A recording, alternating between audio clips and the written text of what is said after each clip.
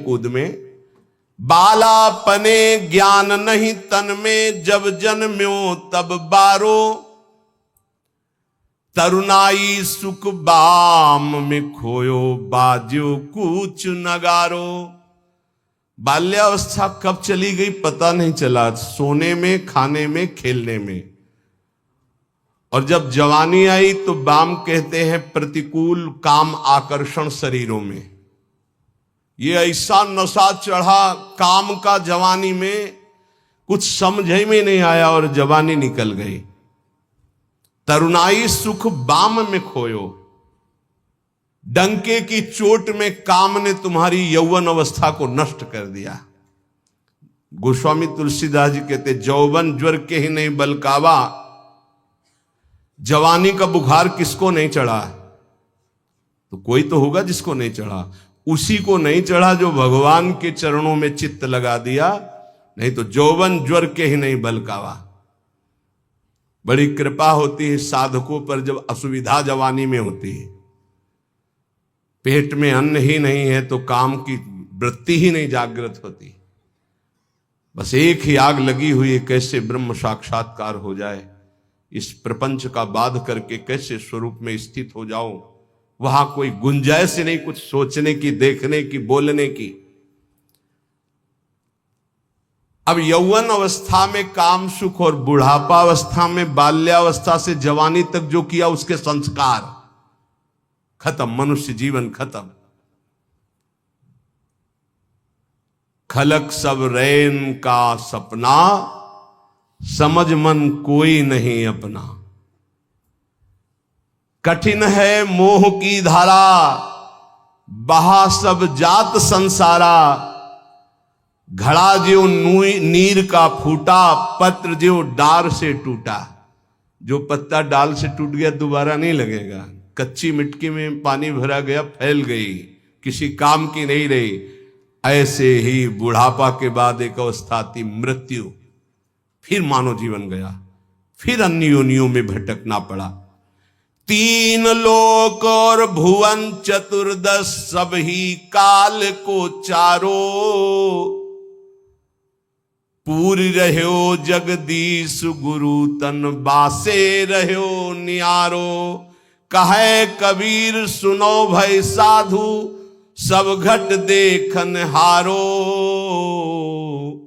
जन्म अनेक दगा में खोए, बिनु गुरु बाजी हारो। मन रे अब की बेर संहारो। चाहे जितना तुम पुण्य करके चाहे जिस लोक में जाओ, तीनों लोकों तक काल का नगाड़ा बजता है। हर समय वो विनाश लीला करता रहता है। सब काल का चारा है, कोई नहीं बच सकता। जैसी हरिवंश प्रपंच बंच, सब काल ब्याल को खायो। यह जिय जान श्याम श्यामापद, कमल संगी सिरनायो। गुरुदेव ने जिसको स्वीकार किया और जगदीश का ज्ञान प्रदान कर दिया, कबीर साहब कहते हैं भाई सुनो, वही विजय प्राप्त कर लिया जो घट घट में सबको आराध्य देव माना। हर घट में हमारा आराध्य देव विराजमान है। वो जीवन मुक्त हो गया। इस शरीर का धारण करना मानव देह का यही सफलता है। नाम जप करते हुए सब में भगवत भाव करके अपने आप का उद्धार कर ले। समझो रे भाई, समझो रे, अरे हिया नहीं रहना, करना अंत पयाना। जाना है भाई जाना है, मरना है भाई मरना है। आज नहीं तो कल मरना है। गंदे विषय सेवन करके नहीं, भगवान नाम जप करके, अच्छे आचरण करके, भगवत प्राप्ति करके मरना है। यदि हम इस मनुष्य शरीर से भगवत प्राप्ति नहीं कर पाए तो हमारे दुख का अंत नहीं होने वाला। प्रेम भक्ति की रीति समुझ कर हित सो राम रिझावे। गोविंद के कौतुक गुण लीलाता को ध्यान लगावे। सेवा सुमिरन बंदन अर्चन नौधा सो चित लावे। अब की अवसर भलो बनो है, बहुरी दाव कब पावे। भजन प्रताप उतरे भव सागर, उर आनंद बढ़ावे। साधुन की संगति को साबुन लेकर, ममता मैल बहावे। हे भाई, बिना प्रेम भक्ति के भगवान की प्राप्ति कठिन है। गोविंद के चरणारविंद का आश्रय लेकर नाम जप करते हुए जो लीला गाते हैं, अर्चन बंदन करते हैं, नौधा भक्ति करते हैं, उनके हृदय में प्रेम लक्षणा भक्ति जागृत होती है। ये प्रेम लक्षणा भक्ति साधु संग से आती है। साधु संग रूपी ऐसा साबुन है कि ममता रूपी मैल धुल जाता है, और जहां मन ममता रूपी मैल से रहित हुआ तहां प्रेम प्रकाशित हो जाता है। प्रेम प्रकाशित होने में जो बाधा है, भक्ति करते हुए और साधु संग करते हुए भी यदि प्रेम प्रकाशित नहीं हो रहा, तो ये कुछ बाधाएं इसमें वर्णन की गई हैं। ध्यान से सुन लो, और इनको कभी करना नहीं तो प्रेम भक्ति जरूर जागृत हो जाएगी। पहला, आहार दोष। ध्यान में बैठा लो या लिखते जाओ। आपको साधु संग मिल गया है, नवधा भक्ति कर रहे हैं, लेकिन प्रेम नहीं प्रकट हो रहा है। जैसे आप वृंदावन धाम वास कर रहे हैं, सत्संग कर रहे हैं, नाम कीर्तन कर रहे हैं, प्रेम नहीं प्रकाशित हो रहा है, तो इन दोषों को देख लो आपके अंदर है क्या। पहला है आहार दोष। आहार दोष बुरी कमाई से जो अन्न आता है वो बुद्धि को भ्रष्ट कर देता है। इसीलिए हम आकाश वृत्ति से जीते हैं। आकाश वृत्ति, हमारे पास वही अन्न आएगा जो श्री जी पास करेंगे नहीं, हिम्मत नहीं किसी के यहां रख दे। यहां शासन है सहचरियों का। यहां ऐसा नहीं कि कोई पापात्मा आवे और आके गड्डी रख के चला जाए, ऐसी हिम्मत नहीं, उसके कदम नहीं उसके अंदर प्रवेश कर सकते। यहां शासन है, अव्यक्त शासन है। अगर यहां 100 रुपया कोई रखता है तो मेरी लाडली जू से प्रेरित होकर रखेगा, अन्यथा नहीं।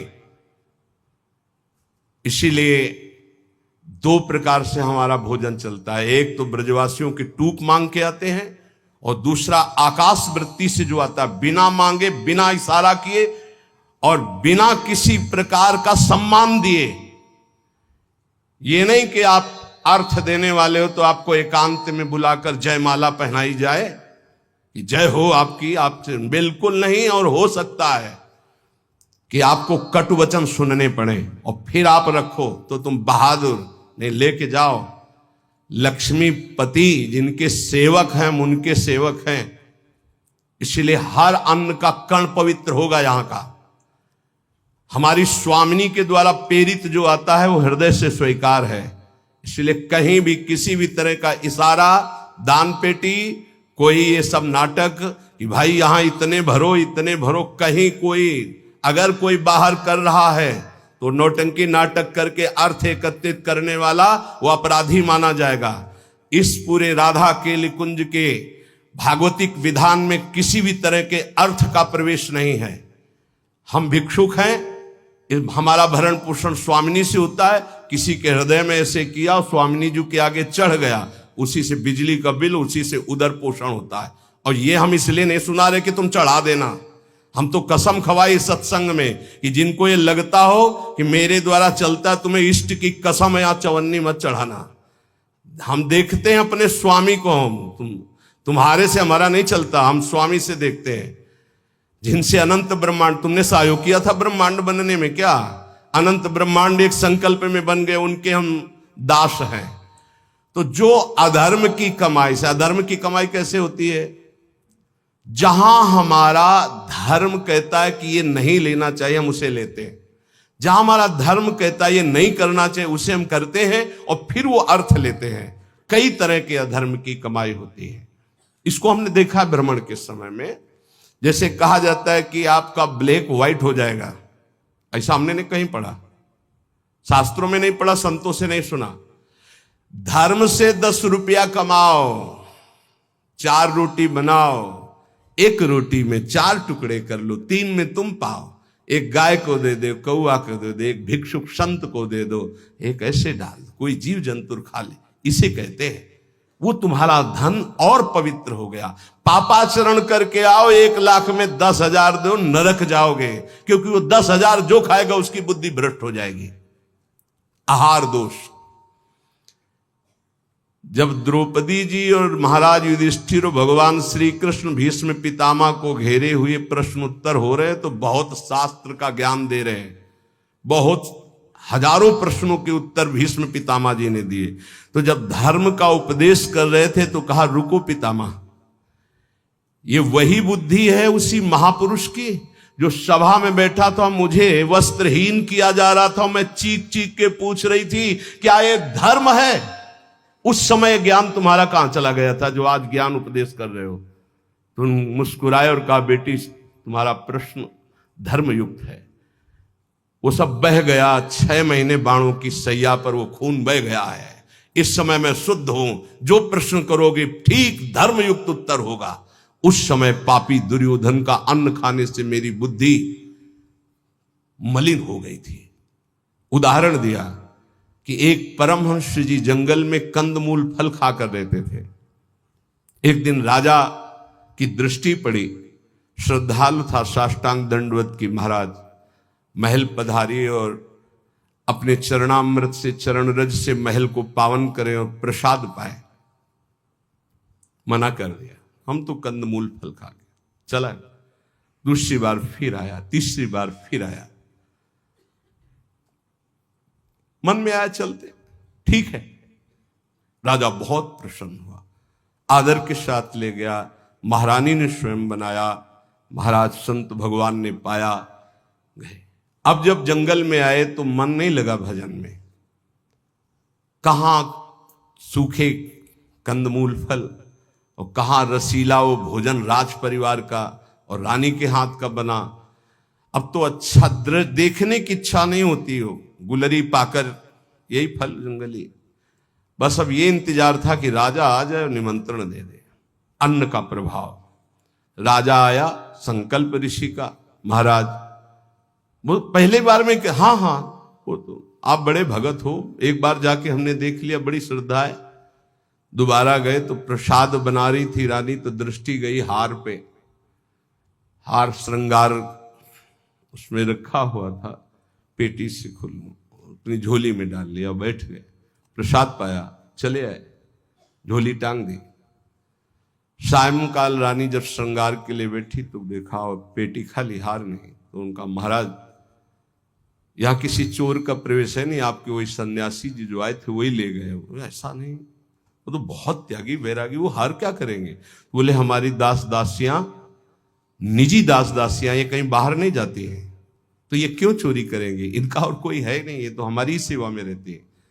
राजा को भी पक्का प्रमाण लगा कि संत, पर उन्होंने कहा नहीं, हमारे संतों की अवहेलना होगी, आप इस शब्द मत उच्चारण करो, मैं दूसरा बनवा देता हूं। 2-4-5 दिन वो उपवास किए संत भगवान, तब उन्होंने जंगल से फल लाने की सोचा, झोली में हाथ डाला तो देखा वो हार। तो उनका ये हार कैसे आ गया? ओ, मैंने चोरी की, ये कितना निंदनीय मेरी बुद्धि हो गई, कैसे मैं निकृष्ट हो गया, हार लिया और ऐसे मैं चोर हूं, मैं चोर हूं, वहीं से कहते हुए राज दरबार में मैं चोर हूं। महाराज उतरे, दंडवत किया, कहा महाराज आप चोर नहीं हो। नहीं मैं चोर हूं, मैंने हार चोरा। बोले महाराज मैंने परीक्षा के लिए आपकी झोली में डाला था और उनको ऐसे ले गए, कि सभा को कहीं ये ना लगे कि संत ऐसे होते हैं।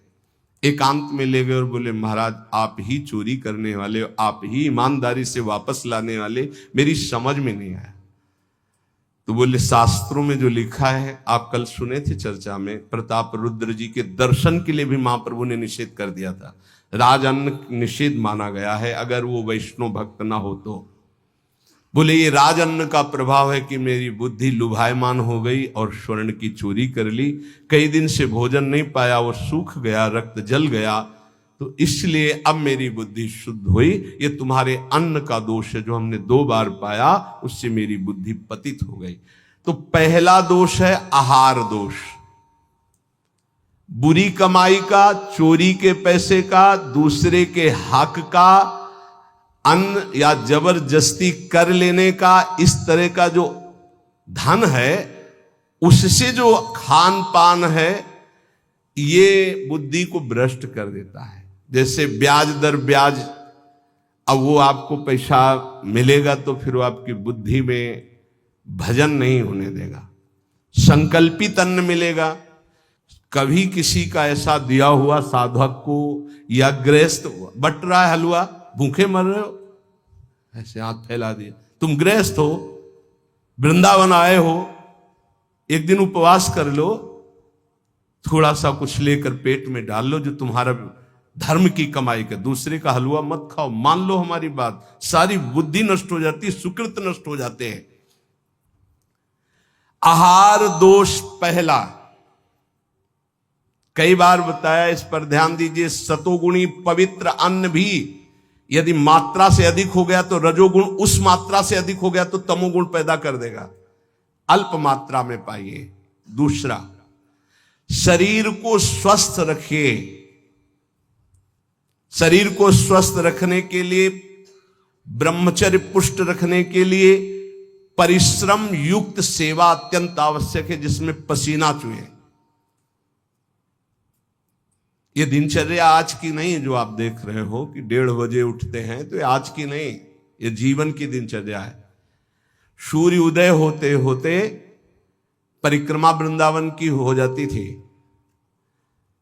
अपनी रात्रि में उठे, 45 मिनट व्यायाम, 48 मिनट प्राणायाम, छड़ी उठाई, पूरे वृंदावन की परिक्रमा एक सांस में।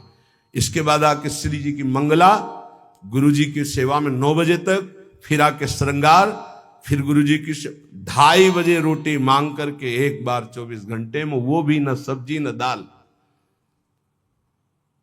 ऐसे थोड़ी भगवत मार्ग की निरंतर भगवदाकार वृत्ति प्राप्त की जाती है।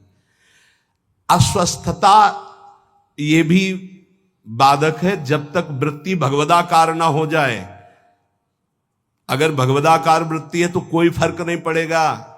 भगवदाकार वृत्ति नहीं है और आपको केवल ऐसे ही नकली वो करके अल्ट्रासाउंड ऐसे और आपको बता दिया जाए कि आपकी किडनी थोड़ा दोष युक्त हो रही है, भजन करके दिखा देना, डिप्रेशन में पहुंचने लगोगे। पक्का समझना, शरीर स्वस्थ, चित्तवृत्ति प्रभु में लगा लोगे। शरीर अस्वस्थ है और चित्तवृत्ति भगवदाकार नहीं हुई तो इसी में कराओगे, पक्की बात समझ लो। और एक बार चित्तवृत्ति लग गई तो 2 किडनी की क्या बात, अगर 10-20 होती हो सब फेल हो जाती तो भी कोई फर्क नहीं पड़ता। पक्का मान लीजिए, पक्का मान लीजिए। इसीलिए संसारी पुरुषों को विश्वास नहीं होता कि क्या ऐसा भी हो सकता है, क्या ऐसा होता है। कर्तुम अकर्तुम अन्यथा कर्तुम सर्व समर्था सा ईश्वरः। अभी क्या समझे हो तुम? अस्वस्थता से बचिए।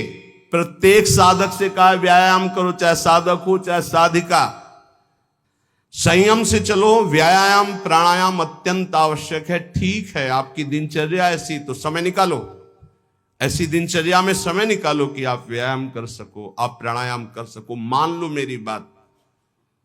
आहार अल्प पवित्र आहार है, पक्का, इसमें कोई संशय नहीं, गुरु प्रदत्त आहार है। और अल्प आहार तो शतोगुणी बना रहेगा। दूसरा, व्यायाम प्राणायाम प्रत्येक साधक को करना चाहिए। यह महापुरुषों को देखें, अपने गुरुदेव को भी देखा है, क्योंकि आजीवन हमें संयम पूर्वक भजन मार्ग में बढ़ना है। तो ये दोनों बातें जरूर। तीसरा, आलस्य का त्याग। आलस्य, वृंदावन रहते हुए भजन करते हुए भगवत मार्ग में आपके प्रेम क्यों नहीं प्रकट हो रहा, ये सिद्ध महापुरुष के द्वारा बताए हुए। पहला, आहार दोष। दूसरा, शरीर को स्वस्थ रखो, नहीं तो अस्वस्थता में भजन नहीं होता। किनका? साधक का। तीसरा, आलस्य। ये सबसे ज्यादा साधक को परेशान करता है। ये 3 बातें पहले क्यों लिखी गई, अभी और हैं। प्रायः साधक को भोजन में स्वाद की बुद्धि रहती है। आलस्य को त्यागिए, नहीं तो प्रेम। काहे को इतना सोते हो? हम तो प्रभु से मनाते थे कि हमें नींद ना आवे, प्रभु मेरी नींद खत्म हो जाए। वो आज उसकी कृपा का फल प्राप्त हो रहा है। हाँ, कि नींद नाम की चीज नहीं है यदि और कोई डिस्टर्ब भी नहीं, कोई परेशान भी नहीं है। ये बस अगर आप ठिकाने देखो, नींद को विश्राम जो इंद्रियों को मिलता है नींद में ना, वो संसार का चिंतन छोड़ने से। खास बात समझिए, 6 घंटे संसार का चिंतन छोड़ के बड़ा फ्रेश लगा, और 6 घंटे अगर भगवान के चिंतन में संसार को भूल गए तो कैसा लगेगा, सोचो। चौथा है प्रमाद। प्रमाद माने जो अभी काम करना है वो कल कर लेंगे, कल कर लेंगे ना। करने योग्य काम को आगे के लिए छोड़ देना और ना करने योग्य काम को तत्काल करना, जबकि साधक इसका उल्टा करता है। करने योग्य कार्य को तत्काल करता है, ना करने योग्य कार्य के लिए उपस्थित समय आने पर भी ओर से टाल देता है, कल देखेंगे। उसके ना करने योग्य कार्य को तत्काल करना और करने योग्य कार्य को आगे के लिए टाल देना, इसे प्रमाद कहते हैं। पुरुषार्थहीनता, जैसे कुछ लोग ऐसे कहते हैं कि अरे वो जब आपकी कृपा होगी तो सब हो जाएगा। हाँ, आकाश से उतरेगी कृपा। तुम्हें कह रहे नाम जप करो, समय से वाणी पाठ में जाओ, समय से ऐसे करो ऐसे, ये कृपा नहीं और क्या? तुमको जो उपदेश कर रहे हैं कृपा नहीं तो और क्या? भगवान गीता में उपदेश कर रहे हैं, शास्त्रों में उपदेश कर रहे हैं, ढूंढ ढूंढ करके हर बात तुम्हारे कान तक पहुंचा रहे हैं प्रभु, ये तुम पर कृपा नहीं है? अब तुम आलस्य करो, प्रमाद करो। बहुत समझ में नहीं आता कि साधक क्या लक्ष्य लेकर के चलता है। पुरुषार्थहीनता है तो प्रेम प्राप्त नहीं होगा। पुरुषार्थ युक्त रहो, एक क्षण भी बर्बाद मत करो, कबहू काल वृथा नहीं जाए, इस पर ध्यान दीजिए। समय बर्बाद मत कीजिए, 1 मिनट आपका बहुत कीमती है। फिर 6वां, अश्रद्धा। श्रद्धा किसे कहते हैं? गुरु और शास्त्र के वाक्य को यथावत बिना विचार किए पालन करना, उसे श्रद्धा कहते हैं। इसके बिना सिद्धावस्था नहीं होती, इसके बिना परम शांति नहीं मिलती। श्रद्धावान लभते ज्ञानम तत्परा संहितेन्द्रिया ज्ञानम लब्ध्वा पराम शांति मचिरेणादि गच्छति। श्रद्धावान ही ज्ञान को प्राप्त होता है, ज्ञानी ही अपनी इंद्रियों को संयम में रखता है, इंद्रियों को संयम में रखने वाला ही परम ज्ञान परम शांति को प्राप्त होता है। प्रथम हृदय श्रद्धा जो करे, सेवकवाणी, प्रथम हृदय श्रद्धा जो करे, आचार्यजन जाय अनुसरे जहां जहां हरिवंश के, तब बात बनती है। भवानी शंकरो बंदे श्रद्धा विश्वास रूपिणो याभ्याम बिना न पश्यन्ति सिद्धा स्वांता। कह रहे हैं ऐसा करो, बिल्कुल नहीं सुन रहे तो क्या है? अश्रद्धा। ये तुम्हें प्रेम प्राप्त नहीं होने देगी, ये भगवदानंद की अनुभूति नहीं होने देगी। एक उपासक ने प्रश्न किया कि हम कभी ये जपते हैं, कभी ये जपते हैं, कभी इनकी सेवा करते हैं, कभी इनकी सेवा करते हैं, बड़ा मन चंचल और दुविधा में फंसा रहता है, क्या करूं? तो यहां पहला भक्ति का लक्षण है श्री गुरु चरणों का आश्रय लेना। श्री गुरु चरण पादाश्रया। जब हम गुरुदेव के चरणों का आश्रय ले लेते हैं तो ये प्रश्न ही नहीं बनता जो वो प्रश्न कर रहे थे। ये प्रश्न उन्हीं का बनता है जो मनमुखी चाल चल रहे। गुरुमुखी में ये प्रश्न नहीं। बोलो, जितने गुरुमुखी हो तुम्हें प्रश्न है कि मुझे क्या करना क्या नहीं करना? तुम्हें पता होगा मुझे किसकी उपासना करनी हो, कैसे करनी है। अगर इतना पता नहीं तो गुरुमुख नहीं हो, कंठी बंधवा लिए हो, अभी गुरुमुख नहीं हुए तुम।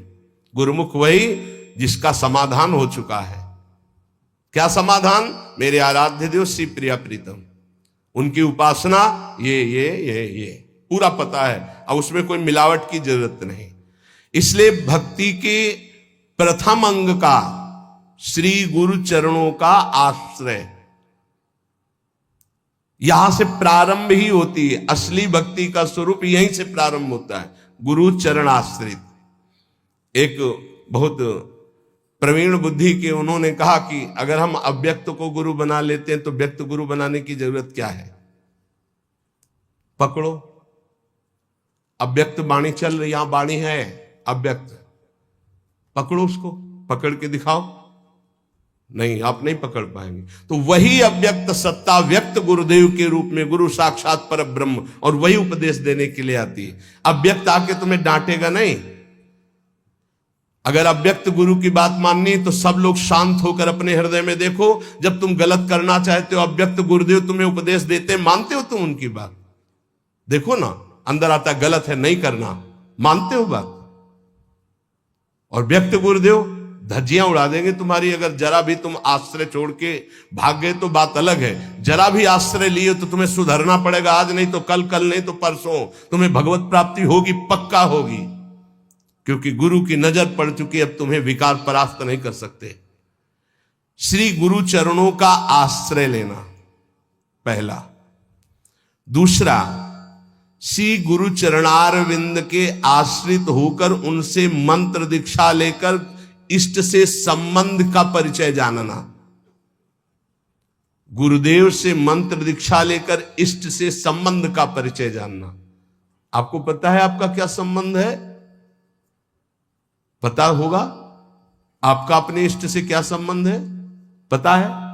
भाव संबंध को गुरुदेव जो प्रदान करते हैं वो तो पता ही होगा कि आपका आपके इष्ट से क्या संबंध है, नहीं है? हाँ, यह अंदर का विषय है। अपने इष्ट से क्या संबंध है ये आपको पता होना चाहिए। गुरु मंत्र दीक्षा और इष्ट संबंध भक्ति के 64 अंगों में दूसरा, पहला है सबसे पहला गुरु आश्रय।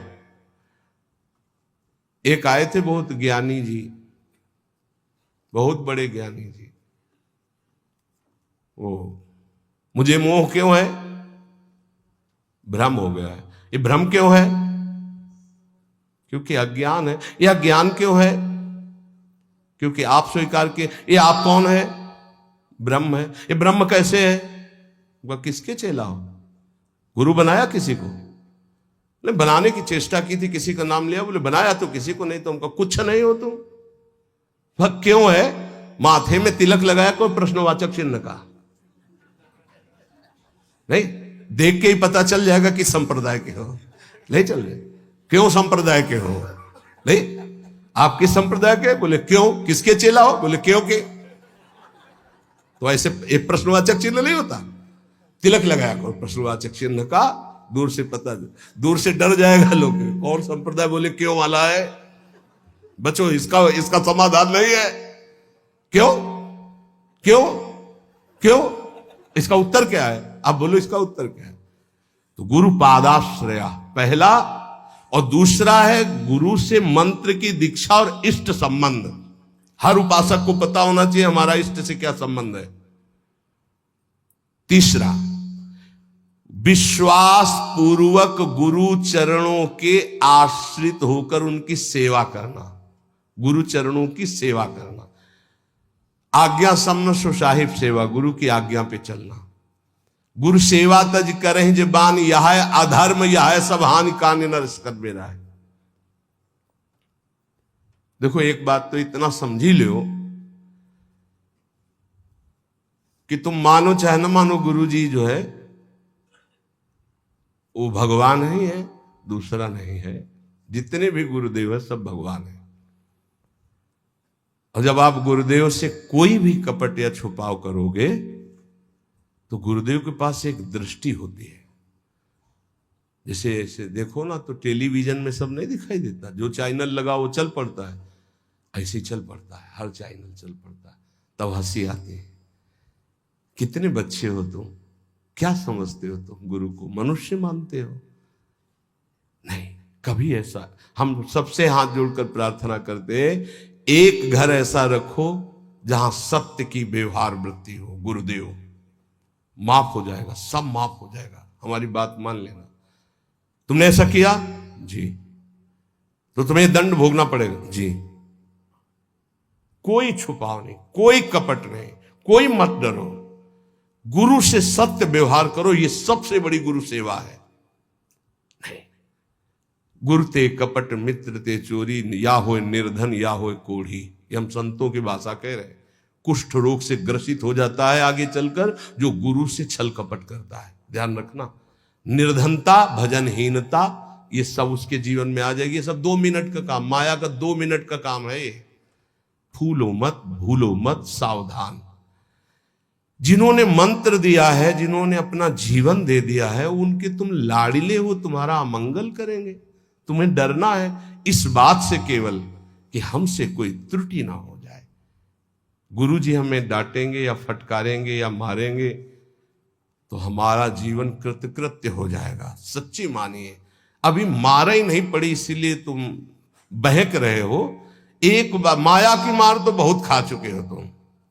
एक बार गुरु की पड़ जाएगी चपत तो जीवन ठीक हो जाएगा, पक्का समझ लो। जिस दिन गुरु करुणा करके एक चपत मार देंगे उस दिन से माया मारना बंद कर देगी, पक्का समझ लेना। वो बड़े भाग्यशाली हैं जिनको गुरु की डांट और चपत लगती है। मनमानी आचरण करके ऐसा मत करना कि अब चपत खानी ही है कुछ ऐसा करे कि नाराज हो जाए तो फिर दिन भर नाराज ही बने रहेंगे। इतने हैं, अगर हमसे कोई गलती होती है और गुरु हम पर नाराज होते हो, चपत मार देते हैं, तो माया की चपत से मुक्त हो जाओगे, पक्का। डरना नहीं, डरो इस बात से कि कहीं हमारे और गुरु के संबंध में कोई बीच में ना आ जाए। बस ये बात, कहीं दरार ना पड़ जाए। और जो डर होता है वो माया जनित, हम डरते नहीं। नरसिंह भगवान से सब डर रहे थे, प्रहलाद जी डरे क्या? दौड़ के गोद में हमारे गुरुदेव है, हमारे माता पिता है, हमारे मित्र हैं, हमारे प्रीतम है, हमारे स्वामी, यही सब है। तुम्हें हो माता च पिता, तुम्हें हो, तुम्हें हो बंधुश्च सखा, तुम्हें हो। तो गुरुदेव के प्रति निष्कपट निश्चल भाव रखना, इससे बड़ी कोई सेवा नहीं है। विश्वास पूर्वक गुरुदेव के चरणों की सेवा करना 64 भक्ति अंगों में, ये 3 तो केवल गुरुदेव में है। गुरुदेव के चरणों का आश्रय, गुरुदेव से प्रभु के मंत्र की दीक्षा और प्रभु से संबंध की जानकारी, तुम्हारा ये संबंध प्रभु से, विश्वास पूर्वक गुरु चरणों की सेवा, तीसरा। चौथा, जिस मार्ग में बड़े बड़े महापुरुष चले आए हैं उसी मार्ग का अवलंबन लेना। कोई नया स्थापित मार्ग नहीं, आचार्य परंपरा से होना चाहिए। लाखों इस परंपरा में सिद्ध रसिक हो गए हैं, लाखों, 1-2 नहीं, लाखों, जो भगवत प्रेम में मत वाले। ये जो हमारी वैष्णव परंपरा है वो 4 संप्रदाय है। इसके अलावा ये निकुंज की जो उपासना है ये अलग है। जो 4 संप्रदाय हैं उसमें श्री जी की, लालजू की सम्यक उपासना है, पर श्री जी के चरणारविंद की ठसक से जो निकुंज की उपासना है, वृंदावनाधीश्वरी की, ये निकुंज से आई हुई सखियां हैं जो आचार्य रूप में आकर के इस रस को प्रदान करती है। बड़े बड़े महाभागवतों द्वारा परिग्रहित मार्ग का ही अवलंबन करना। ऐसी जगह कभी ना जुड़े जहां आचार्य परंपरा ना हो। ध्यान रखो, परंपरा देखनी चाहिए, आचार्य परंपरा देखनी चाहिए। यहां राधैवेष्टम संप्रदाय करता आचार्यो राधा मंत्रदा सद्गुरुश्च मंत्रो राधा यश्च सर्वात्मनैवं वंदे राधा पाद पद्म प्रधानम श्रीत हरिवंशम। 5वां, गुरुदेव से भागवत संबंध में पूर्ण जानकारी होनी चाहिए। भागवत धर्म हमारा क्या है, जिस धर्म में हम दीक्षित हुए, हमारा कर्तव्य क्या है, हमारा लक्ष्य क्या है, हमारी दिनचर्या क्या होनी चाहिए। 6वां, अपने आराध्य देव की प्राप्ति के लिए भोगों का त्याग कर देना। जैसे कल एक भगवत पार्षद स्वरूप वो कह रहे थे कि कहीं कहीं हमको प्याज लहसुन बना भोजन मिल जाता है तो हम पा लेते हैं, तो अपराध तो नहीं। तुमने कहा अपराध की बात तो अलग रही, लेकिन आप अपने स्वरूप को तो देखिए, आप कौन है। कंठी बंधी है, तिलक लगा हुआ है, ऐसे कोई कहीं भी बना के दे दे हम पालेंगे क्या? आप अपने लाला को लगाए बिना भोग पालेंगे? अब इसका उत्तर नहीं था। इसलिए जो भोग हम प्रभु को नहीं पवा सकते वो हम नहीं पा सकते, पक्का। भगवान के निमित्त भोगों का त्याग करना 6वीं भक्ति है। जो हम प्रभु को भोग नहीं लगा सकते, हम नहीं पा सकते। 7वां, मथुरा वृंदावन आदि जो भगवत धाम है, इनमें निवास करना। प्रभु के अपने आराध्य देव की, जैसे राम उपासक तो चित्रकूट है, अयोध्या है, कृष्ण उपासक तो ब्रज 84 कोशिश, जैसे हम प्रियाजू के उपासक तो हमारा जीवन वृंदावन है। अगर आप अखंड वास नहीं कर सकते तो 3 रात्रि वास कर लीजिए। जीवन में कभी आपको फुर्सत मिले तो आ जाइए, 3 रात्रि वास। पहले दिन उपवास कीजिए, दूसरे दिन फलाहार, तीसरे दिन एक बार अन्न और चौथे दिन चले जाइए। नियम से रहिए। अगर आप कभी अवसर मिले तो कार्तिक मास है, सावन मास है, 10-15 दिन रुक गए, नहीं है तो 3 रात्रि रुक गए, नहीं ज्यादा है तो 24 घंटे रुक गए, लेकिन यात्रा करनी चाहिए। महाप्रभु चैतन्य देव जी ने जब जगन्नाथपुरी में नवद्वीप के सब वैष्णव जन गए थे, तब यही कहा था कि गृहस्थी में विशेष भगवत आराधना का समय नहीं रहता, तो साल 6 महीने में ऐसा समय निकालना चाहिए कि 2-4 दिन साधु समागम करें, धाम वास करें, पुरी में वास करें, भगवत दर्शन, ऐसा करना चाहिए। अगर संयोग बन जाए तो 1-1, 2-2 रुपए जोड़ने चाहिए कि ये जाकर हम वहां पशु पक्षियों की सेवा कर देंगे, ठाकुर को भोग लगा देंगे, 2-4 संतों को भोजन पवा देंगे। गृहस्थी में ऐसा करना चाहिए। और जो विरक्त भाव में हो तो धाम आदि का ही सेवन करते हैं। 7वां यह है मथुरा वृंदावन ब्रज, ऐसे 84 कोश है हमारा परम पावन ये ब्रज धाम, तो निवास करना चाहिए जितने दिन हो सके। अखंड तो को हो, कोई विशेष भाग्यशाली ये लाभ लेता है। 8वां, किसी के द्वारा दी हुई वस्तुओं को अगर विरक्त है तो उतना ही स्वीकार करे जितनी आवश्यकता है, अनावश्यक नहीं। और गृहस्थ है तो किसी के द्वारा दी हुई वस्तुओं को स्वीकार ही ना करे। ये भक्ति का 8वां अंग है। आप गृहस्थ हो, आप अगर नमक रोटी भोग लगाओगे ठाकुर जी को बहुत अच्छा लगेगा। अपनी कमाई का, अपने दूसरे से लेने की जरूरत नहीं। ये जो चटोरापन आ जाता है फिर उससे भक्ति नष्ट हो जाती है, चाहे गृहस्थ हो चाहे विरक्त हो। विरक्त जितनी आवश्यकता, और गृहस्थ अपनी धर्म की कमाई, दूसरे के आगे हाथ फैलाना गृहस्थ का धर्म नहीं। 9वां, व्रतों का सम्मान करना। 64 भक्ति अंगों में है। जो भागवतिक व्रत हैं उनका सम्मान करना, उन दिनों में व्रत रहना, ऐसा। लेकिन यहां वृंदावन नित्य विहार उपासना में विधि निषेध नहीं दास अनन्य उत्कृष्ट व्रतधारी, यहां उत्कृष्ट व्रत धारण किया गया है। ज्ञान धर्म व्रत कर्म जीते सब काहू में नहीं मोह प्रतीति, रसिक अनन्य निशान बजायो एक श्याम श्यामा पद प्रीति। सर्वस्व महाप्रसाद प्रसिद्ध ताके, ये सर्वस्व श्री जी की जूठन के आगे हमारा कुछ नहीं।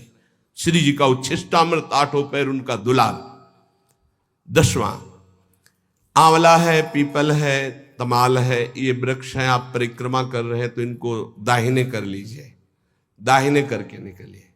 अगर आपको सहज में दिखाई दे रहा है कि आंवला पीपल तमाल आदि, तो थोड़ा 4 कदम चलकर उसे दाहिने का अपनी परिक्रमा में ले लीजिए, प्रणाम कीजिए। इनका सम्मान करना ये भक्ति का 10वां अंग है। 11वां, जो भगवान की निंदा करने वाले हैं, भक्तों की निंदा करने वाले हैं, भक्ति की निंदा करने वाले, ऐसे भगवत विमुख को पहचान ले और उसका कभी संग न करे। ये भक्ति का अंग है। ऐसा संग जिनके संग कुमति मति उपजे, करत भजन में भंग, तजोरे मन हरि विमुखन को संग। ये दीक्षा देने में एक अंग का वर्णन जरूर करते हैं कि ऐसे लोगों का संग कदापि न किया जाए। दूसरा कहते हैं कि भोजन, जैसे आप रिश्तेदार या नातेदार के यहाँ गए या कहीं गए, वहां मांस पात्रों में बनता है और आपने वैष्णव तिलक आदि लगा रखे, तो लोग आपको खीर पूड़ी बना के दें तो भी आपको नहीं पाना है, क्योंकि रसोई तो वही है, पात्र तो वही। हमारा वैष्णव धर्म आज्ञा नहीं करता ऐसा। इसीलिए भगवान के लिए भोगों का त्याग करना।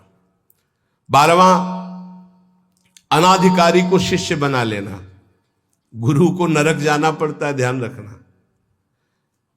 ये व्यवहार का विषय नहीं है। हरे शिष्य धन शोक न हरे, सो गुरु घोर नरक मा परे।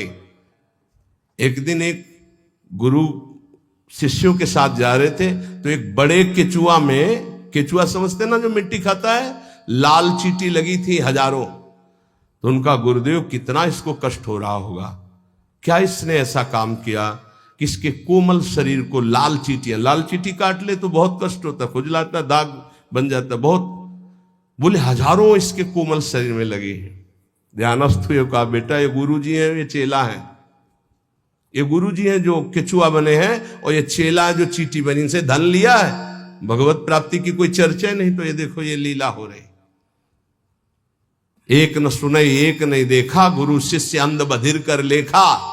गुरुदेव उपदेश नहीं कर रहे, अपने शिष्य को गलत मार्ग में जा रहा है तो डांट नहीं रहे, और शिष्य गुरुदेव की बात नहीं सुन रहा, दोनों नरक भोगेंगे। अनाधिकारी को शिष्य बनाने का मतलब है अपनी गति में फर्क डाल लेना। इसलिए आरत अधिकारी जब पावे गूढ़ तत्व न, ये व्यवहार का विषय नहीं कि आपके व्यवहार से हम दीक्षा दें, ये डायरेक्ट सीधा है। हमें अनुकूल लगा तो देंगे, हमारे धर्म के अनुकूल, नहीं लगा तो कोई व्यवहार का विषय है, ये धर्म का विषय है, ये जीवन का विषय है। तुम थोड़ी नरक में हमारी रक्षा करोगे, हम तुम्हारी नरक में रक्षा करेंगे। हमारे अनुकूल चलना होगा, जो धर्म का आचरण है। अनाधिकारी को शिष्य बनाने का मतलब है गुरु अपने नरक का निमंत्रण कर देना, या तो सभा में मना कर दे। सेवा विचारम नामक ग्रंथ, उसमें हमने पढ़ा था कि यदि शिष्य आज्ञा का पालन नहीं करता अनाधिकारी, तो सभा में खड़े होकर के उसका त्याग कर दे, बता दे कि हम त्याग करते हैं, आज के बाद स्वीकार नहीं है ये शिष्यत्व इसका, हमारी आज्ञा का उल्लंघन, तो आप बच जाओगे, नहीं तो भोगना पड़ेगा। 13वां, भक्ति के विरोधी ग्रंथों का कभी अवलोकन न करें। कॉमिक्स पढ़ रहे हैं, ये पढ़ रहे हैं, वो देख रहे हैं, ये देख रहे हैं, ये करते हैं, वो गेम खेलते। अरे यार, राधा राधा राधा राधा राधा, कृष्ण कृष्ण कृष्ण कृष्ण कृष्ण, इसमें समय लगाना है कि उसमें लगाना है? मजीरा उठाओ, 1 घंटा कीर्तन करो, भागवत उठाओ, 10 अध्याय पाठ करो, गीता जी उठाओ, उसका ये भगवत मार्ग भाई। भगवत विरोधी भावों को नहीं, भगवत विरोधी ग्रंथों को नहीं। 14वां, जिससे हमारी भक्ति में बाधा पड़े ऐसे कभी कार्य ना करें। बड़े बड़े व्यवहारिक कार्य, बड़े बड़े सामाजिक कार्य, बड़ी बड़ी सभाएं जिससे हमारा भजन छूटे, ठीक। पूज्य पंडित गया प्रसाद जी महाराज गिरिराज वाले, तब माना जाएगा कि आपका भजन हुआ जब बड़े से बड़े शुभ कार्य के अनुष्ठान का मन न चले। सच्ची मानिए, महा उत्सव है यदि आप भगवत स्मरण कर रहे हो, इससे बड़ा कोई उत्सव नहीं। हर समय धीमी धीमी मधुर मधुर भगवान की नाम ध्वनि अंदर उठ रही, आप सुन रहे हैं उसे, उसी का चिंतन कर रहे हैं, इससे बड़ी कोई उत्सव की वृत्ति नहीं। भावोत्सवेन भजताम रसकाम धेनुम तम राधिका चरण रेणु महम स्मरामि। चाहे वो ज्ञान मार्ग हो, चाहे भगवत भक्ति का मार्ग हो, जब तक संसार का चिंतन है तब तक न ज्ञानी है न वो भक्त है। और भगवत चिंतन, इससे बढ़कर के कोई स्थिति नहीं है। भगवत प्राप्ति के लिए किसी भी चंदे की या किसी भी सहयोग की जरूरत नहीं है। वो हृदय से भगवत स्मरण करे, इसी से भगवत प्राप्ति होती। आप गीता जी और भागवत जी सब उठा करके देख लीजिए। अनन्य चिंतयन्तो माम अनन्य चेता सततम, जगह जगह अनन्य चिंतन। ये दूसरे के द्वारा नहीं होता, ये अपने द्वारा होता है, ये पैसे से नहीं होता है, ये बार बार अभ्यास से, मन लगाने से होता है। 15वां, यदि आपके घर कोई अतिथि साधु महात्मा आ गया है, भारी व्यवस्था नहीं है आपके पास, माना तो आज अपना भोजन दे दीजिए, उसमें कंजूसी मत कीजिए। आप अपने किसी उचित व्यवहार के लिए अर्थ ले जा रहे हैं, कोई बीमार तड़प रहा है, आप कष्ट सह लीजिए, वो पैसे से दवा उसको दे दीजिए। ये पूज्य गुरुदेव भगवान के श्रीमुख के वचन। प्राप्त सेवा का कभी भी त्याग नहीं करना चाहिए, वो भगवान की कृपा से आध्यात्मिक उन्नति के लिए होती। प्राप्त सेवा, आप जा रहे हो, कोई बहुत कष्ट से पीड़ित पड़ा है, आपको आवश्यकता है उसकी सेवा, आप बैठ जाओ, उसकी सेवा करो। नहीं कुछ है तो तन से सेवा करो, कपड़े से हवा करने लगो, पानी पिला दो, फिर उस समय जरूरत है तो 4 से याचना करके उसको आप औषधि दिला दो। उचित व्यवहार में, सेवा में किसी भी तरह का कुविचार या कृपणता ना होने पावे। अरे ऐसे तो सब पड़े ही रहते, नहीं, प्राप्त से भगवान ने तुम्हें सेवा दी, उस समय करो। कोई आपके घर आ गया तो वक्र दृष्टि से मत देखो, तो साधु महात्मा ऐसे नहीं। भगवान आए, तुम्हारे पापों का नाश हो जाएगा मंगल के लिए। अगर वो रोटी मांग रहे, भोजन मांग रहे, आप दौड़ कर जाइए, दरवाजे पर उनको भिक्षा दीजिए। सच्चा महात्मा कभी घर में नहीं घुसेगा, ये ध्यान रखना। ऐसे नहीं घुसेगा कि आपके गेट को लांग कर अंदर भिक्षा में जाए, ऐसा कभी नहीं। सिद्धांत नहीं। जो सच्चे मार्ग का पथिक को दरवाजे पे ही राधे श्याम बोलेगा, वो अंदर आ ही नहीं सकता। तुम्हें निश्चिंत रहना है। और जो अंदर आने की बात चेष्टा करे तो आपकी श्रद्धा, आपका परिचय है तो ठीक है, नहीं तो अनुमति नहीं है, पक्का। इसमें कभी धोखा नहीं खाओगे। जो सच्चे मार्ग का पथिक को, उसको गुरुजन शिक्षा देते हैं, भिक्षा गेट के बाहर ही ली जाती है। भिक्षा कभी ऐसा नहीं कि आंगन में जाके मांगी जाती हो, कभी नहीं हो। जो आंगन में जाने की चेष्टा करे वो आपका परिचय हो तो ठीक है, आपका विश्वास तो ठीक है, अन्यथा हमारे शास्त्र आज्ञा ऐसा नहीं है। कभी कोई भिक्षा के लिए आ जाए तो अपना भोजन दे दे, लेकिन उसका तिरस्कार ना करे। अगर आप में इतनी भी श्रद्धा नहीं तो 2 बातें तो कर ही सकते हैं। राधे श्याम, वो कह रहा है हमें अमुक चीज चाहिए, असमर्थ हूं, आप जल पी लीजिए, मृदु वचन बुला दीजिए। ऐसे शब्द बोलिए कि उनको बचने का दरिद्रता, आपको नहीं देने की सामर्थ्य, आप मना कर दीजिए। लेकिन कटु वचन और रुद्र दृष्टि अगर अतिथि के प्रति की गई तो सारा आपका पुण्य नष्ट हो जाएगा, सारा पुण्य नष्ट हो जाएगा। ये धर्मशास्त्र के अंतर्गत की बात है। उचित व्यवहार, उचित सेवा का अवसर आया, उसमें कंजूसी मत कीजिए। देने में संकोच नहीं होना चाहिए। अब हमारा फिर क्या होगा? वो विश्वंभर देख रहा है, बहुत सुंदर व्यवस्था करेगा। आज तक जिसने साधु सेवा की, भगवान की प्राप्ति हुई, भगवान की कृपा प्राप्ति हुई। कभी ऐसा नहीं हो सकता कि संत सेवा वाला, कभी नहीं हो सकता। श्री जी उसके वैभव, उसके सेवा में उपस्थित, भगवान उपस्थित है। त्रिलोचन जी के यहाँ संत सेवा में स्वयं भगवान श्री हरि अंतर्यामी बन नौकर बन करके चले गए। तो ये कभी ना सोचो कि भिक्षुक को, साधु सेवा को अगर हम स्वीकार करेंगे तो हमारा कुछ चला जाएगा। नहीं नहीं, एक का वो लाखों देता है, ऐसा महान है उनका मालिक। तो भक्त का ये 15वां लक्षण है 64 अंगों में कि आए हुए प्राप्त अतिथि सेवा, संत सेवा या किसी की ऐसी परिस्थिति, उसमें कंजूसी ना करे, वो बड़े भाव से सेवा करे। 16वां, कुछ भी नष्ट हो जाए शोक ना करे। शोक क्यों ना करे? हमारी बड़ी कीमती वस्तु नष्ट हो गई तो जिसने अनंत ब्रह्मांड बनाया, मेरा स्वामी जिस समय चाहेगा वो उससे बड़ी कीमती वस्तु दे देगा, मैं शोक क्यों करूं? दूसरा, क्रोध न करे। क्रोध होता है कामना से। जब हमारी कामना की पूर्ति में बाधा लगता है तो कामा संजायते क्रोधा। अगर हमारी कामना की पूर्ति नहीं तो हरि कोई बहुत मंगल में विधान कर रहे हैं, हमें क्रोध नहीं करना। अगर कोई हमारा अपमान कर रहा है तो हरि बहुत कृपा कर रहे हैं, मेरे देहाभिमान को गलित कर रहे हैं। अगर कोई हमारी निंदा कर रहा है तो हमारे पापों को नष्ट कर रहा है, उससे जैसा हमारा प्यारा मित्र कौन हो सकता है? तो हमें क्रोध बनता ही नहीं किसी पर करने को। और भी काम आदि विकारों के वशीभूत ना होना, ये 16वां है। 17वां, आप भले अपने देव इष्ट देव के अनन्य हैं, लेकिन किसी भी देवी देवता का आप निंदा या अपमान न करें, नहीं तो आपके इष्ट देव से आपकी रति खत्म हो जाएगी। अनन्यता के ठसक में आकर कहीं किसी की निंदा न कर दे, कहीं किसी का अपमान न कर दे। सब में हमारा इष्ट विराजमान है। 18वां, किसी भी जीव को वाणी से, तन से, मन से उद्वेग ना दे और किसी के द्वारा दिए हुए उद्वेग से उद्वेगित ना हो। ये बहुत काम की बात है। कोई कितना भी उद्वेग दिलाना चाहे, आप उद्वेगित ना हो, आप अंदर से व्यथित ना हो, नहीं तो आपकी निष्ठा में फर्क पड़ जाएगा, साधुता में फर्क पड़ जाएगा। और 19वां, 32 सेवा अपराध और 10 नामा अपराधों से बचे। वो चर्चाएं पीछे हो चुकी है। 20वां, यदि कोई भगवान के भक्ति की निंदा कर रहा है तो या तो उसकी जबान बंद करो या कान में अंगुली डालो, वहां से चल दो। राधा राधा राधा राधा राधा राधा। भक्त निंदा कान में नहीं पड़नी चाहिए। हो यहां और कान के पर्दे हिला के पूरा सुनना चाहते हैं, फिर क्या हुआ? अच्छा, ऐसा लग रहा है कि मानो परमानंद की भगवान की कभी चर्चा ऐसे नहीं सुनेंगे, उसमें तो झटके लग जाएंगे आलस्य के। लेकिन किसी की निंदा होने लगे फिर देखो पूरे कान के पर्दे खोल कर। क्यों? क्योंकि पतन की तरफ मन हमारा स्वाभाविक जाने के लिए तैयार रहता है। जैसे जल को छोड़ो नीच गति, ऐसे ही मन को छोड़ दो नीच गति।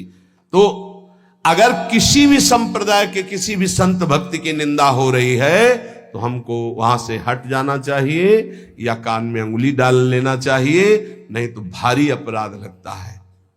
संत शंभु श्री पद अपवादा, कही सुनीता अस मर्यादा, काटी जीव तासु जो बसाई, श्रवण मुनि नत चले पराई।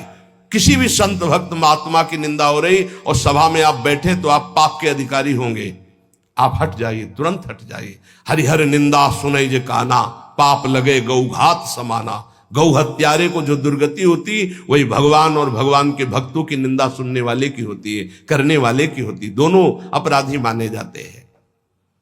21वां, गुरु दीक्षा लेकर तिलक मुद्रा वैष्णव चिन्ह ना धारण करना, यह अपराध है। धारण करना चाहिए। अगर दीक्षा ले ली है, देखो हर आचार्य तिलक धारण करते हैं। आद्य गुरु भगवान शंकराचार्य, निम्बारकाचार्य, हर वैष्णव जन चाहे जिस मार्ग के पथिक हो सब तिलक धारण करते हैं, सब कंठी धारण करते। वो रुद्राक्ष ये तुलसी जी की कंठी धारण करते हैं। ज्यादा सिद्धावस्था नहीं झाड़नी चाहिए। इष्ट तिलक लगाते हैं, आचार्य लगाते हैं, गुरुदेव लगाते हैं, और हम इतने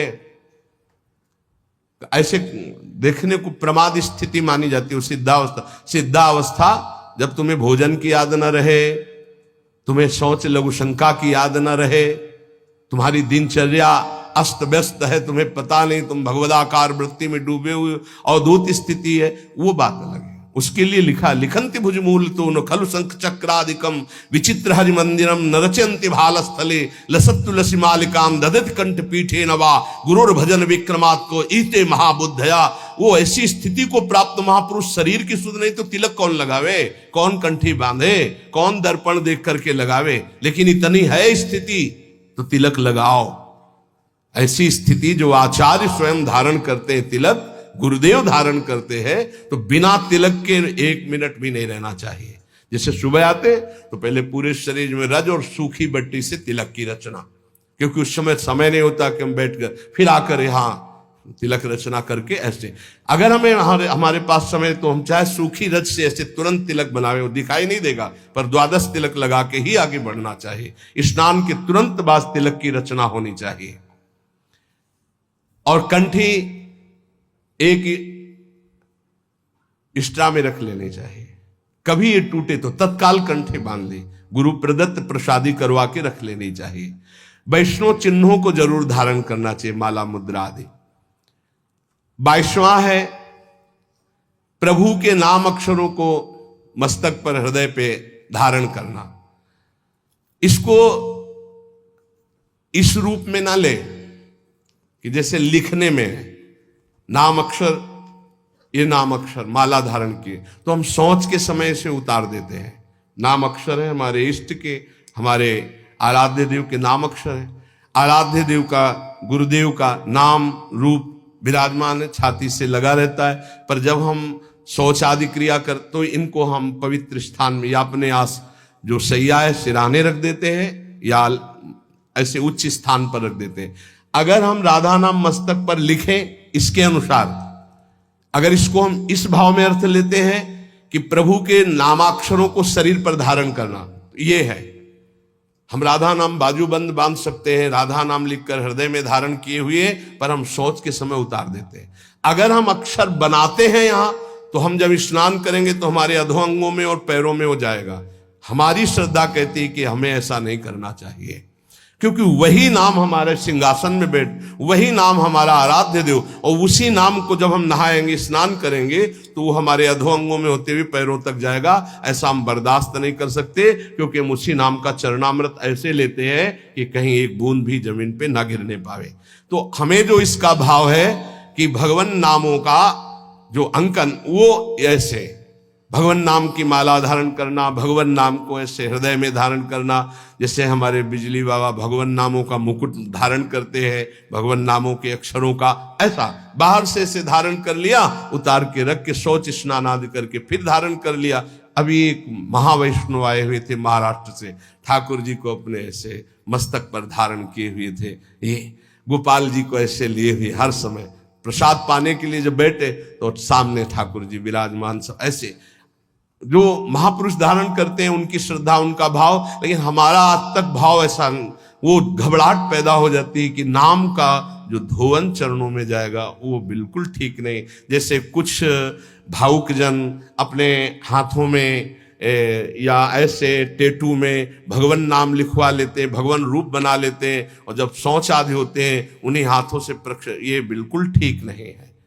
आपको भगवत रूप पहना, यहाँ पहनिए, समय से उतार कर टांग दीजिए, फिर शौच स्नान करके फिर धारण कर लीजिए। ऐसा मत कीजिए जो ये अंकित करवाना है, तुम्हें ज्ञान नहीं। अब यहां लिखा है राधा कृष्ण, अब शौच तो वही पानी, वो हाथ धोना, वही नहाओगे, वही, ये फिर नाम का जो प्रकाश है वो आनंद में नहीं आ पाएगा। ये बात, नाम का आदर, नाम का आदर करना। एक बार पूज्य राधा बाबा ने देखा कि ठाकुर घनश्याम दास जी गीता वाटिका बैठे ही अंगुली से ऐसे लिख दिया राधा, और बाबा उधर से निकले तो अरे ठाकुर ये गलती क्या कर दी, अब इसके एक कण में भी पैर पड़ेगा सारे सुकृत नष्ट हो जाएंगे। राधा नाम लिखा, बैठ गए बाबा, पूरी रथ समेटी, एक एक सब समेट करके और तुलसी के घेरे में डाला का ठाकुर ऐसी गलती मत करना।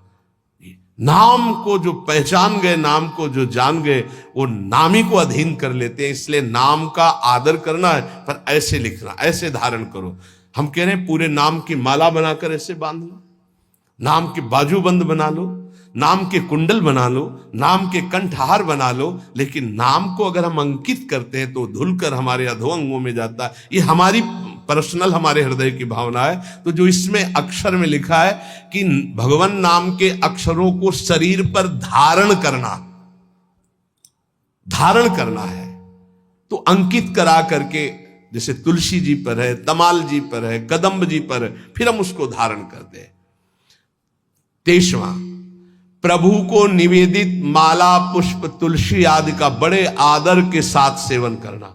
श्री चरणों की चढ़ी हुई तुलसी, अहो भाग्य, नाक से सूंघे, मस्तक पर लगाए, ओहो आज हमें प्रभु की प्रसादी तुलसी मिली, प्रसादी पुष्प मिला, प्रसादी माला मिली, हृदय में आह्लाद होना चाहिए बार बार ऐसे, ओहो आज तो बड़ी कृपा हो गई, साक्षात प्रभु ने प्रसाद दिया। धर दो, हाँ धर दो, ऐसे नहीं, तत्काल उसको प्रणाम करो और माला को माथे पे लगाओ, सूंघो, तुम्हारी इंद्रियां पवित्र हो जाएंगी, भगवत भक्ति बढ़ेगी।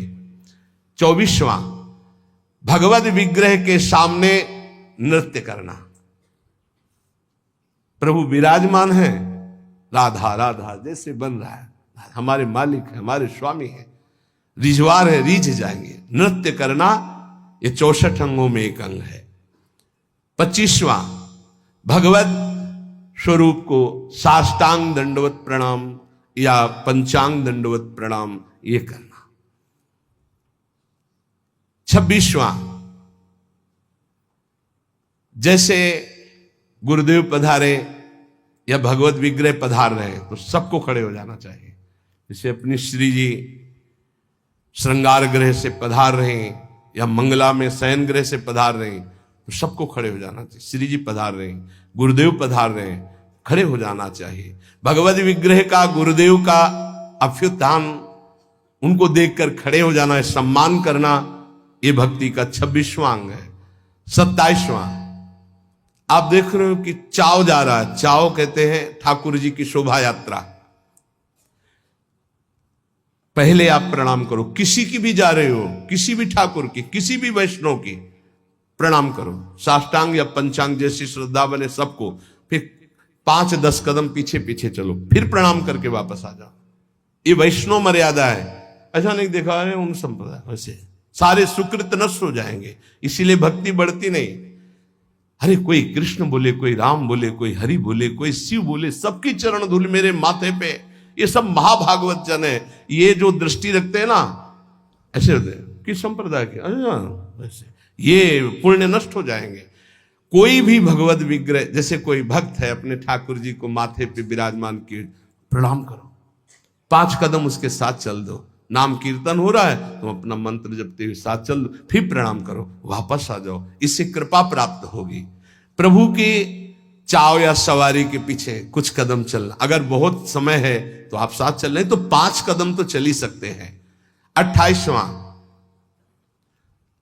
प्रभु के श्री विग्रह के दर्शन के निमित्त जाना। बिहारी जी, राधा रमण, राधा वल्लभ, यहां तो घर घर ठाकुर तुलसी सेवा।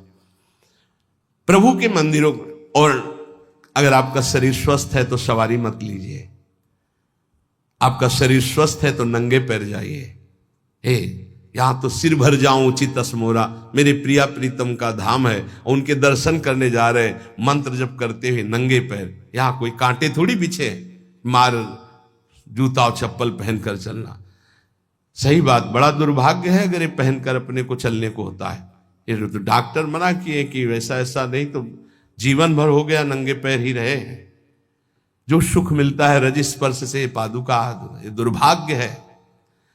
प्रभु के मंदिर कम से कम, अब कोई कई तो सीढ़ियां भी चढ़ जाते हैं पादुका से, क्या करें, नहीं तो पादुका पहने दर्शन करें। अरे प्रथम सीढ़ी में पैर रखने के पहले तो पादुका उतार दे कहीं।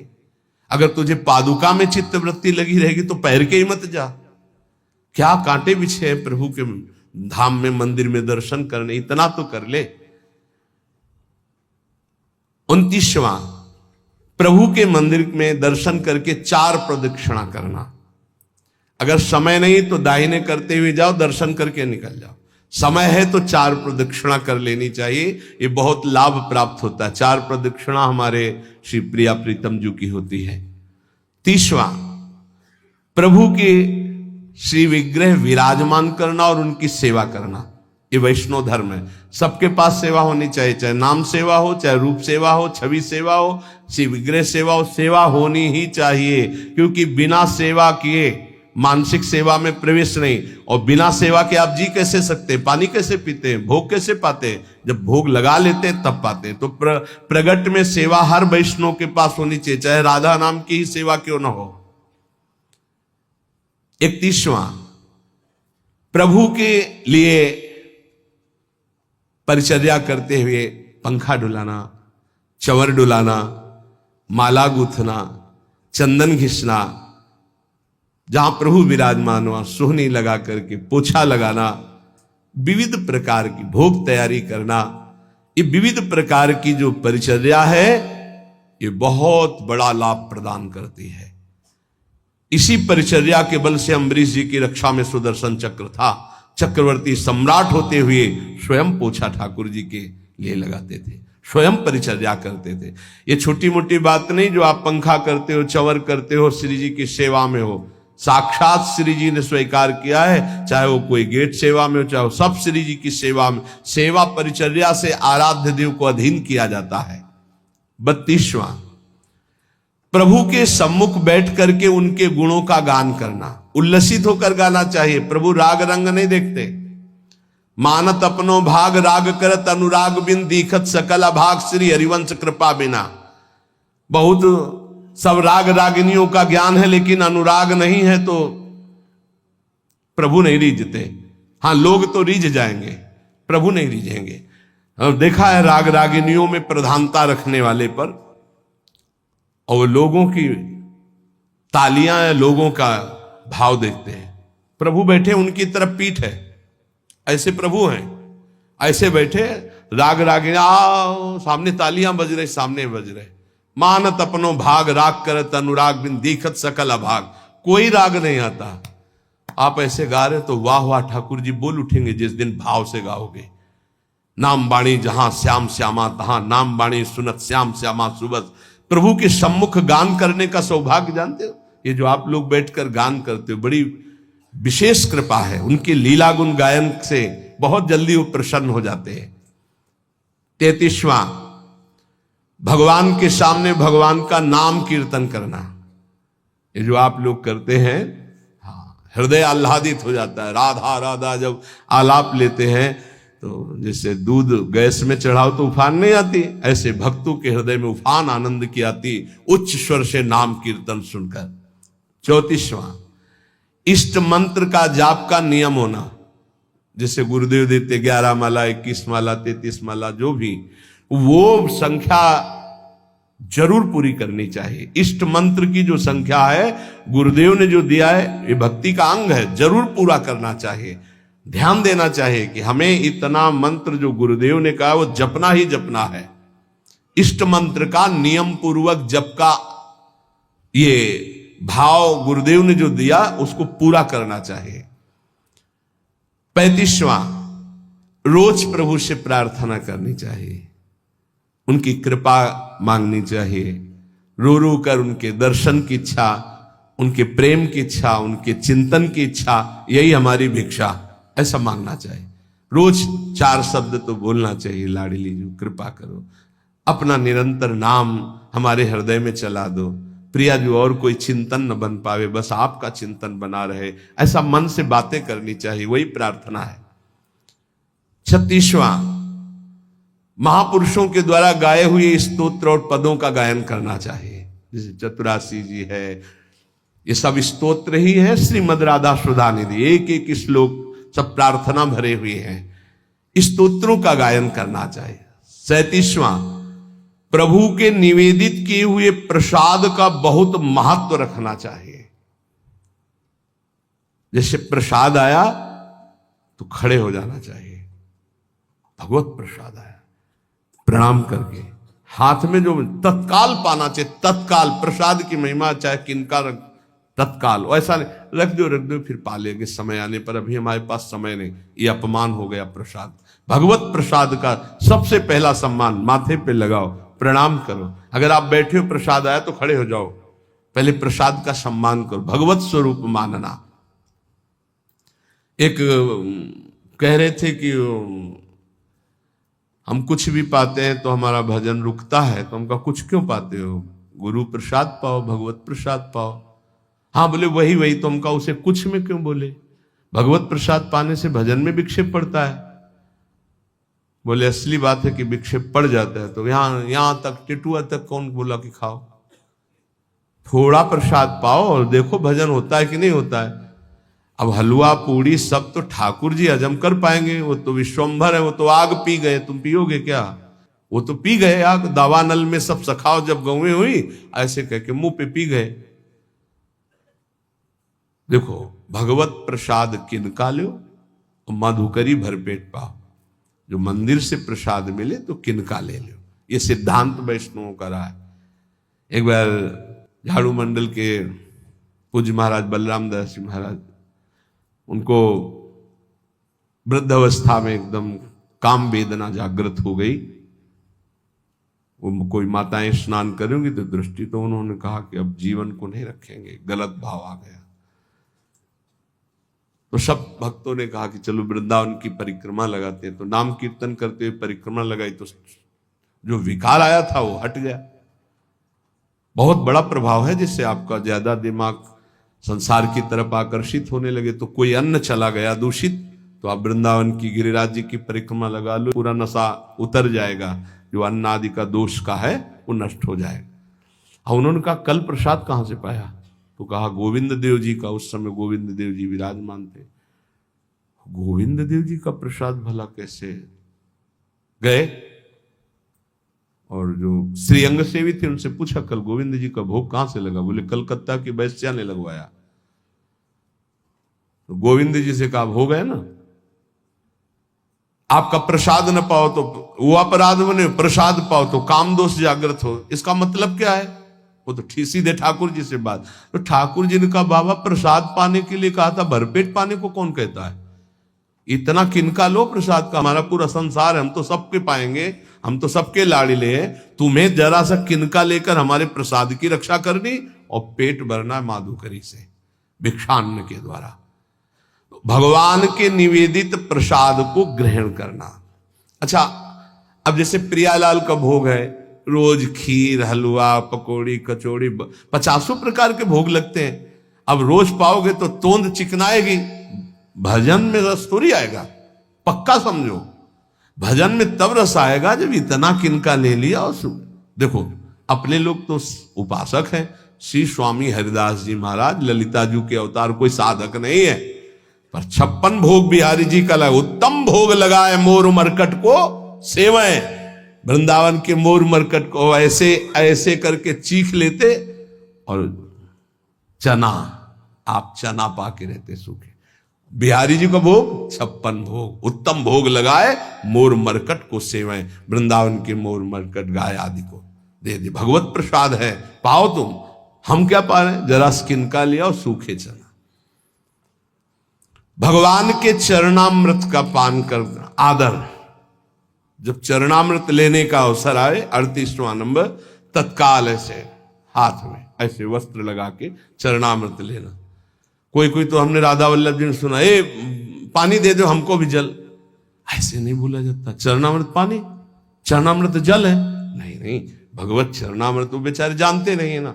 ऐसे सदैव लेना चाहिए कि एक बूंद भी पैर में ना गिरे। ऐसे लेकर चरणामृत का पान करना। और रोज नियम बना लो, सबसे प्रार्थना है कि बिना चरणामृत के तुम्हारी दिनचर्या शुरू नहीं होनी चाहिए। स्नान किया, रज लगाई, तिलक लगाया, चरणामृत लिया, अब हमारी दिनचर्या शुरू होगी। जब तक जबान, हम ये परम वैष्णव की बात करें, जबान में चरणामृत नहीं गया तब तक और प्रसाद नहीं पाएंगे। पहले चरणामृत। और 39वां, प्रभु को चढ़ी हुई सुगंधित इत्र, धूप आदि ग्रहण। इत्र का जैसे फूहा श्री जी के अंग, बहुत मंगलमय श्री ओ से गंधारी मेरी प्रियाजू के श्री अंग का स्पर्श किया। इसीलिए इन प्रेमी जनों को समझ पाना मुश्किल होता है। अब इत्र की सुगंध आ रही, पान का बीड़ा मुख में लगा हुआ है तो लगता है कि कैसे पान खाए हुए जो निषेध है, माला पहने हुए जो निषेध, संत को इत्र लगाए हुए जो निषेध, पर ये निषेध नहीं है, यहां ये विधि है। वैष्णव सेवा, वैष्णव संप्रदाय में भगवत आराधना में ये विधि है। प्रभु को चढ़ा हुआ इत्र और धूप आदि की गंध लेना, सुगंध लेना, इससे भक्ति बढ़ती है। 40वां, पवित्र होकर ही भगवत विग्रहों का स्पर्श करना, अपवित्र दशा में नहीं। पर बहुत पवित्रता का थोड़ा निर्वाह आजकल बहुत कठिन हो गया है। अब इतने बढ़िया बाथरूम बने हुए कि रज का तो छू नहीं सकते हैं, वही साबुन से ऐसे कर लिए तो हमारी दृष्टि में अपवित्र ही मानते हैं हम। अगर रज का सेवन नहीं तो अपवित्र ही है। और अगर आप कि वस्त्र उस शौचालय वाले पात्र में वो है ना, उसमें छू गए तो हम अपवित्र ही मानते हैं, वो सेवा लायक नहीं। बहुत संभाल करके, आजकल वो अटैच बाथरूम है ना, बहुत संभाल करके, पवित्रता बड़ा कठिन हो गया है। 41वां, जब दर्शन करने जाए तो आचमन करके पवित्र होकर के ही भगवत दर्शन करने जाए। 42वां, अगर आप दर्शन करने गए हो, पर्दा आ रहा है कि आरती होने वाली है, तो रुक जाइए, चाहे जितना बड़ा काम हो, भारी से भारी कार्य को छोड़कर आरती के दर्शन करके ही जाइए। आरती का महत्व रखिए। आरती के प्रकाश में जब प्रभु के श्री अंगों का दर्शन होता है, कोटि कोटि जन्मों के अघों का मार्जन हो जाता है। 43वां, अगर कहीं भगवत चर्चा हो रही, कथा हो रही, भगवत नाम कीर्तन हो, तो रुक जाओ, 2 मिनट बैठ जाओ। एक घड़ी आधी घड़ी, आधी में पुण्य आधी, तुलसी संगत साध की कोटि कटे अपराध। अगर भगवत चर्चा हो रही, कथा, यहां क्या हो रहा, सत्संग, बैठ जाओ। आधी में पुण्य आधी, 12 मिनट बैठ जाओ, 6 मिनट बैठ जाओ, कुछ शब्द पढ़ जाएंगे, तुम्हारा मंगल हो जाएगा। नाम कीर्तन हो रहा है, भगवत कथा हो रही, कोई संत भगवान बोल रहे, 2 मिनट सुन लीजिए, तुम्हारा मंगल हो जाएगा। भक्ति का अंग है। हाथ जोड़ करके वहां बैठ करके सुना, ज्यादा समय नहीं तो 10 मिनट सुना, चल दिया। 44वां, हर समय भगवत कृपा, गुरु कृपा की बाट जोहते रहना, गुरुदेव की कृपा की याचना करते रहना, भगवत कृपा की याचना करते रहना, क्योंकि इसी कृपा से सारी निर्विकारिता आती है। गुरु कृपा से ही निर्विकारिता, भगवत कृपा से ही आती है। 45वां, नित्य निरंतर भगवान के नाम का जाप करना, मंत्र जाप का नियम तो है ही, लेकिन उठते बैठते चलते फिरते श्वास श्वास में अपने आराध्य देव के नाम का जप करना। 46वां, नाम जप करते हुए रूप के ध्यान का अभ्यास करना। श्री आधा वल्लभ लाल को हृदय ध्यान, मुख नाम, मुख में नाम और हृदय में उनका ध्यान। 47वां, अपने द्वारा जितने भी कर्म हो रहे हैं शुभ भागवतिक, सब भगवान को अर्पित करना।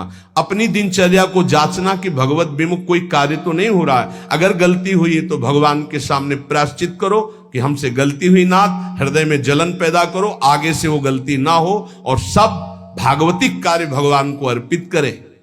48वां, हर समय दृढ़ विश्वास रखना प्रभु हमारी रक्षा करेंगे। निश्चित भगवान हम पर कृपालु हैं, हमारा कोई बाल बाका नहीं कर सकता। हर समय दृढ़ विश्वास रखना। 49वां, जो बहुत प्रिय वस्तु है भगवान को समर्पित करना। अपने को जो बहुत प्रिय लगे वो भगवान को समर्पित करना।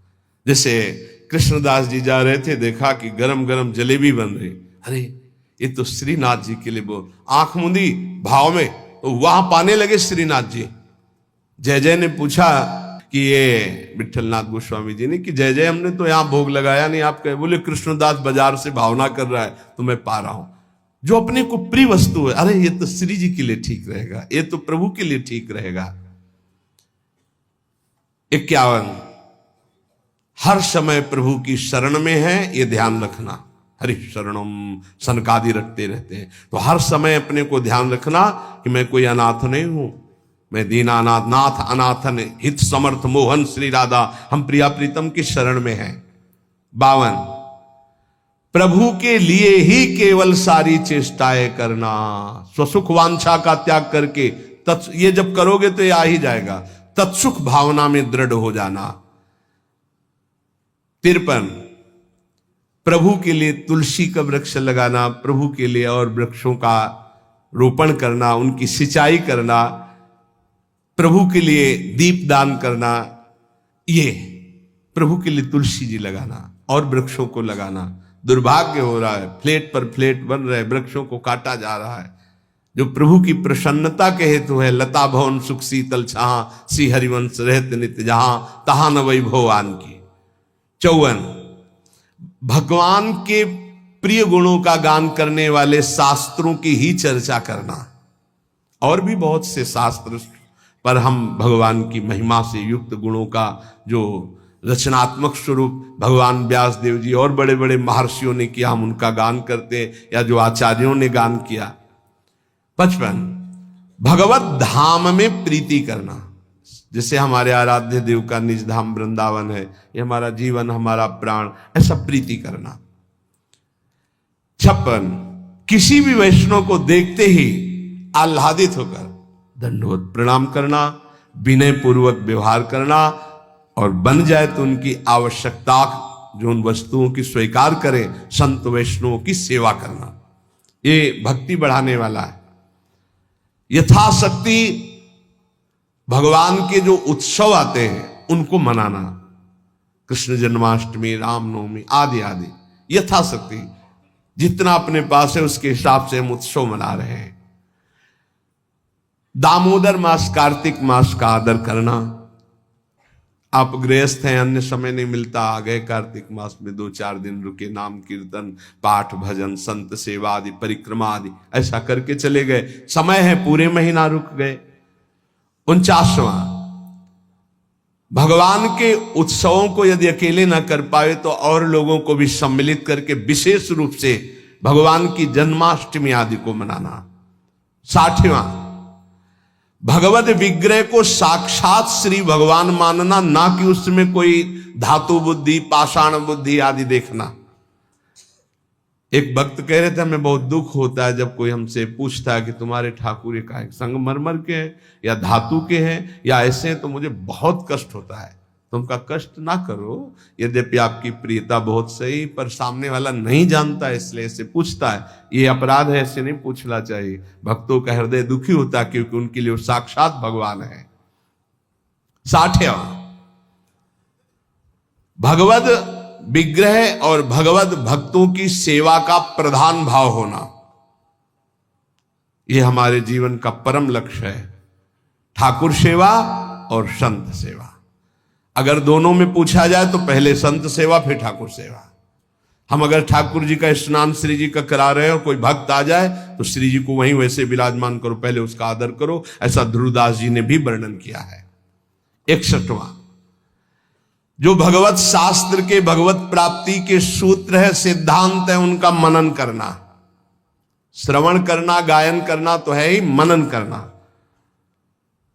62 भगवत भक्तों की नामावली, भक्तों का कीर्तन करना, भक्तों की अर्चना करना, भक्तों की वंदना करना, भक्तों का संग करना, भगवान से भी बढ़कर भक्तों की प्रतिभाव करना, ये बहुत बड़ी बात है। 63 उठते बैठते चलते फिरते खाते पीते रात दिन जागृत स्वप्न सुसुप्ति स्फुरत में राधा पदा जप छटा। अपने आराध्य देव के चरणों का चिंतन उठते बैठते चलते फिरते हर समय।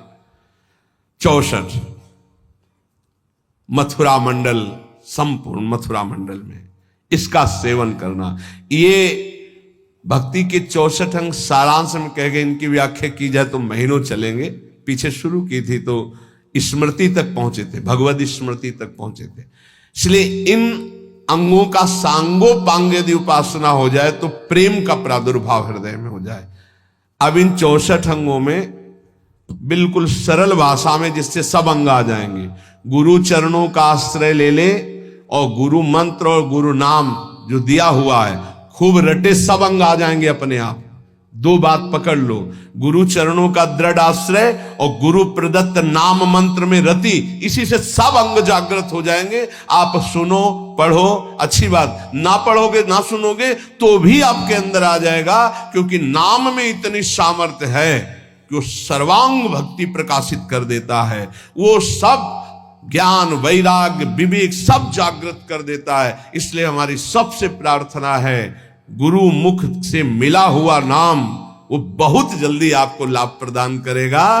गुरु चरणों का आश्रय और गुरु मंत्र गुरु नाम का जप, ये भव समुद्र से पार होने के लिए सुदृढ़ उपाय है।